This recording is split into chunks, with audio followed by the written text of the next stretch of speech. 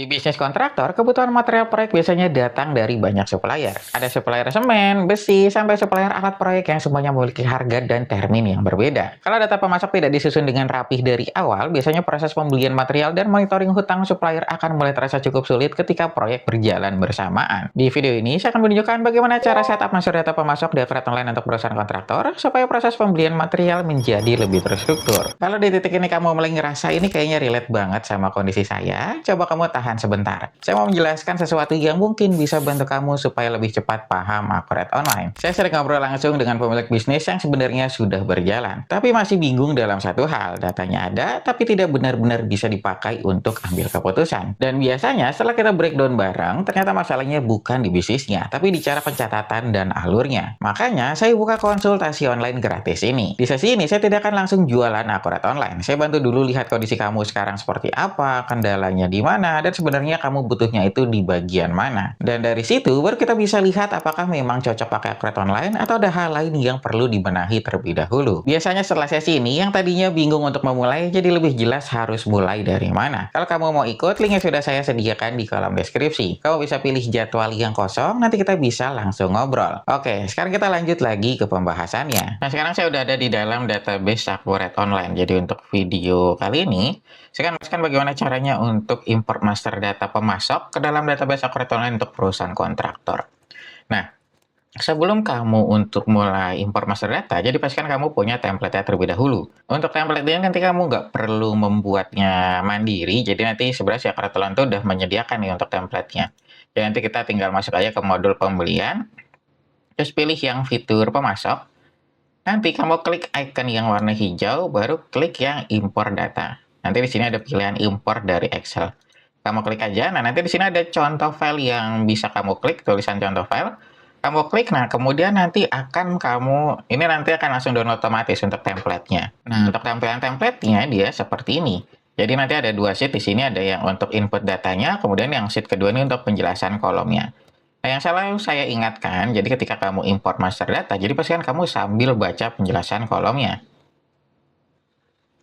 Karena penjelasan kolom ini sebenarnya itu udah lumayan lengkap, cuma saya mengerti kalau mungkin kalau yang baru pertama kali atau nanti yang belum familiar, ini kan masih agak bingung nih untuk penjelasan-penjelasan ini. Nah, nanti makanya saya buatkan video ini supaya bisa membantu kamu dan bisa memberikan gambaran, oh ternyata kayak gini nih cara inputnya kayak gitu. Nah, nanti kamu tinggal masuk aja ke input data di sini. Tapi tenang aja, jadi nanti saya juga akan jelaskan kolom-kolom di sini, nanti biar kamu supaya lebih jelas. Kalau gitu kita mungkin langsung mulai aja. Jadi yang pertama adalah bagian kategori. Yang selalu saya ingatkan sambil baca penjelasan kolom. Nah, kita lihat dari si kategori di sini, ini keterangannya adalah otomatis membuatkan nama kategorinya jika belum ada di daftar kategori pemasok. Dan nanti akan di-set ke kategori default jika kamu kosongkan. Nah, sebenarnya nanti Avret itu udah menyediakan kategorinya itu dia kategori umum untuk template defaultnya dia. Nah, kita sambil buka mungkin ya. Nah, nanti kan di sini sebenarnya kamu bisa kelompokkan pemasok-pemasok kamu. Jadi misalkan, oh ternyata kita untuk supplier semen nih, nanti kita tulis di sini kategori semen, atau nanti ada kategori pasir, atau nanti ada kategori kabel, kayak gitu. Jadi nanti kita bisa dikelompokkan seperti itu. Tapi kalau misalkan kamu, oh ternyata saya mau digabung aja mas, nah itu nggak jadi masalah. Nanti kamu sesuaikan aja dengan kebutuhan. Kamu mau gabung nggak apa-apa, nanti kamu mau pisah juga nggak apa-apa, kayak gitu. Jadi nanti kamu tinggal sesuaikan aja dengan kebutuhan. Cuma saya di sini contohnya saya mau dipisah nih. Jadi kategorinya ada yang material bangunan, besi dan baja, ada beton, ada kelistrikan, sama cat. Jadi saya pisah. Kemudian kita masuk ke kolom yang ID pemasok. Ini adalah nomor identifikasi untuk pemasok aja. Jadi takutnya kan kita ada beberapa nama pemasok yang mirip, nah nanti pemisahnya tuh pakai ID ini. Kalau kita lihat di sini untuk penjelasan kolomnya, jadi ID ini adalah ID pemasok. Jika dikosongkan, maka akan di-set auto counter. Nah, maksudnya di sini, jadi si Avret Online itu kan udah punya fitur penomoran. Penomoran di sini tuh sebenarnya udah disediakan. Cuma kalau saran saya nanti kamu buat lagi penomorannya karena namanya dari sistemnya. Dia template default, makanya dia tampilannya tuh sebenarnya sangat sederhana. Makanya nanti kamu bisa edit lagi sesuai dengan kebutuhan. Nanti kita ada beberapa komponen yang bisa kamu gunakan nih di sini. Cuma kalau misalkan, oh saya mau yang dari sistem aja mas, nah tampilannya cuma gini doang sebenarnya. Nah makanya nanti kamu lebih baik kayak buat komponen baru atau struktur baru nih yang lebih enak lagi dan lebih sesuai dengan kebutuhan kamu. Baru nanti kalau udah jadi, kita bisa kosongin aja. Jadi nanti si sistem ini yang akan menentukan atau si sistem ini akan mengurutkan nih sesuai dengan penomoran tersebut. Tapi kalau kamu sebelumnya udah punya penomorannya, nah nanti kamu bisa tambahin juga di sini. Jadi nanti kamu bisa fleksibel lagi. Kemudian kita masukkan nama di sini. Nanti kamu tinggal masukin nama suppliernya. Nah, terus kita masukin kontak dari supplier tersebut.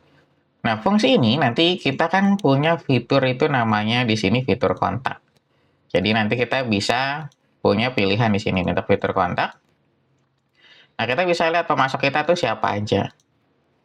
Nah, nanti dia akan masuk ke sini. Jadi nama lengkap itu siapa, terus nanti nama di kontak ini siapa. Nah, nanti dia akan masuk ke sini. Kayak gitu. Jadi nanti kamu bisa lengkapi ini nama kontaknya siapa, terus nomor telepon, nomor handphone, nomor fax, ada email, website, dan mata uang utamanya juga nanti bisa kamu tambahkan di sini. Kemudian kita masuk ke saldo awalnya. Nah, ini kita masuk ke saldo awal untuk utangnya. Jadi sebelum kamu menggunakan akun online, kamu pastikan dulu kamu mau mulai itu per tanggal berapa. Misal kita mau mulai per tanggal 1 Januari. Nah, berarti kita harus menghitung semua saldo akhir utang kita per tanggal 31 Desember.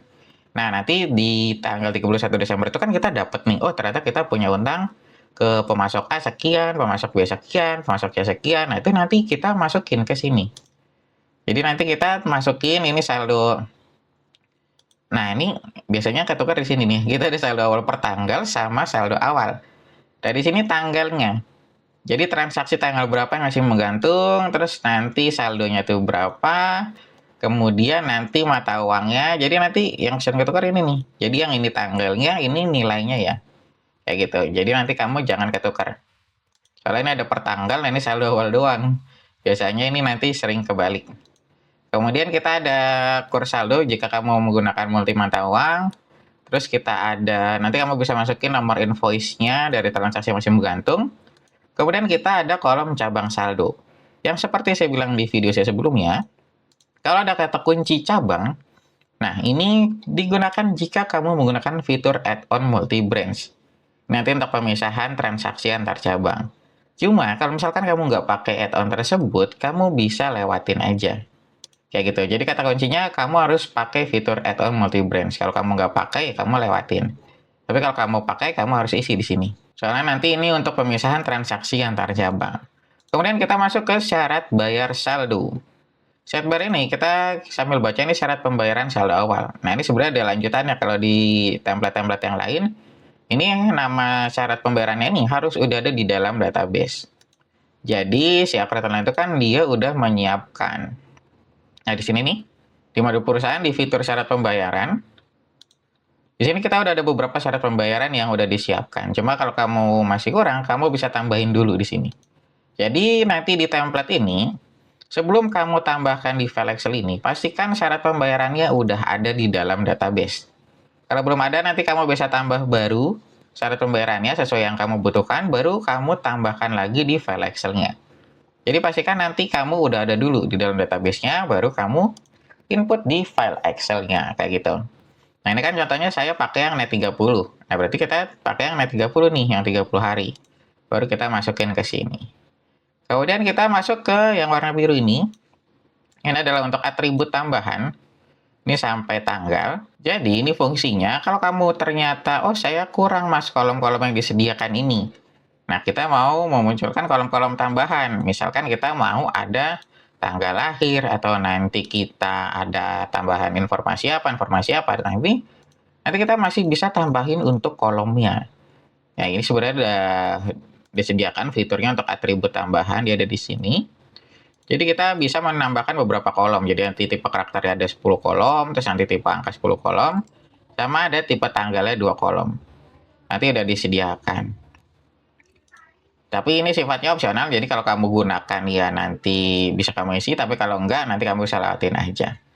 Kemudian kita masuk ke alamat pembayaran. Nah, ini nanti sebenarnya untuk informasi pembayaran nih. Sampai ke informasi pajak. Cuma kalau untuk data-data pajak ini saya nggak bisa jelaskan karena dia informasinya terlalu detail dan teknis, nanti kamu bisa sambil baca ini aja. Nanti kamu bisa lengkapin di data tersebut. Kemudian kita ada pilihan untuk dipakai di cabang mana. Nah, ini nanti yang tadi saya bilang dia harus pakai fitur add-on multi branch. Jadi kalau kamu nggak pakai, kamu bisa lewatin. Kemudian kita ada default deskripsinya, nanti ada akun utangnya, jadi nanti kita bisa mapping untuk akun utangnya. Kemudian ada nama rekeningnya juga, ini untuk informasi rekening, ini bisa kamu lengkapi. Kemudian kita ada alamat pajak, kayak gitu. Nah, terakhir nanti ini kita nonaktif atau enggak, sama memberikan nomor faktur. Nah, nanti kamu bisa sambil baca di sini untuk penjelasan kolomnya. Nah, kalau udah, ini kita tinggal simpan. Kita simpan, terus kita coba upload di sini. Ini saya close dulu. Ini kita masuk lagi ke modul pembelian, ke fitur pemasok. Terus klik icon warna hijau impor dari Excel. Baru kita unggah aja. Nanti kita pilih yang pemasok, kita unggah. Nah, nanti kolomnya itu dia langsung di mapping otomatis, karena kita pakai template dari Akurat Online. Cuma kan nanti kalau kamu buat template sendiri, nah nanti kamu harus mapping satu-satu nih. Enaknya kayak gitu, karena kita pakai template dari Akurat Online, dia langsung otomatis. Terus dia akan langsung muncul data yang tadi kita input. Nanti kamu bisa cek ulang, cuma kalau banyak kan kayaknya rada repot ya, tapi lebih baik kamu cek ulang lagi, kayak gitu. Jadi nanti dia ada previewnya di sini. Kemudian klik lanjutkan. Nanti kita udah proses untuk impor data. Nah, namanya proses di sini tergantung dari banyaknya data yang kamu punya. Jadi semakin banyak data yang kamu punya, dia akan semakin lama juga untuk prosesnya. Cuma tadi kan saya cuma 5 doang ya, jadi makanya dia cepat. Nah, nanti dia langsung masuk di sini. Jadi kita juga bisa memunculkan beberapa informasi lainnya jika kamu butuhkan nanti di sini. Kemudian nanti dia kelihatan nih, ID pemasoknya, terus nanti namanya, ini saldo utangnya. Nah, ketika dia ada saldo utang, berarti kita di daftar laporannya, ini dia langsung muncul utang usahanya.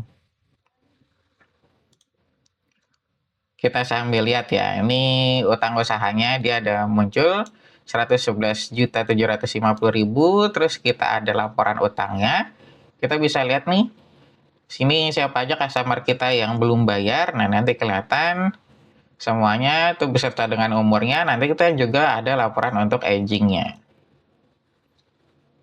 Jadi nanti semuanya udah langsung otomatis kayak gitu. Jadi enak banget, semuanya nanti lengkap. Nah, sebenarnya ini laporan-laporan itu lebih banyak lagi. Cuma nanti kamu tinggal buka aja sesuai dengan kebutuhan. Jadi nanti kamu tinggal cek aja laporan keuangannya juga ada banyak. Nanti laporan utangnya juga ada banyak.